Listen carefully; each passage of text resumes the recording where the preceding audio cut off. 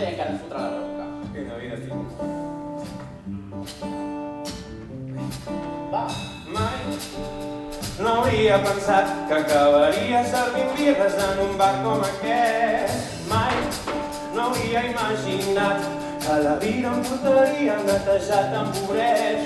Mai m'hagués passat pel cap que els somnis que tenia no s'han complert, perquè ara sóc aquí i aquí no passa res.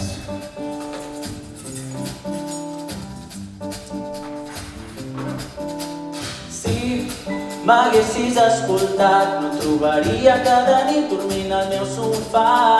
Si m'haguessis fet cas, potser a hores d'ara els teus problemes no serien tan grans. Si volguessis fer aquest pas, veuries que és senzill i que no n'hi ha per tant. Però no fa res i no pots avançar. Estàs fent fora. Estàs al coneix, tu? No sé quant company de pis. No és això, però potser hauries de començar a plantejar-te que el problema que tens amb el teu pare no és exactament un problema com a tal. Has parlat amb ell. T'ha rentat el cap. No hi ha cap manera de convèncer-te, no? I de convençut estic avui en dia que no em vull saber res. No creus que exageres una mica?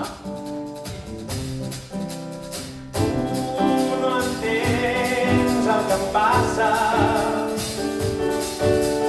Crec que em fas un gran massa. Mira't bé, qui ets tu per parlar? Jo, feliç, tio. Ell, el gran compositor, amb por que algú pugui escoltar la seva gran cançó. Ell, un geni somiador, que no s'arrisca, que no es llança i mai no arriba enlloc. Ell, que creu que és molt millor, quan no és capaç de moure'm ni per allò que vol. Els dos estem igual, Però tu estàs molt pitjor. tu no ets ningú que pugui jutjar-me. Jo tan sols vull ajudar-te. Va, truca al teu pare. D'acord, molt bé, però amb una condició, Quina? que m'ensenyis la teva cançó.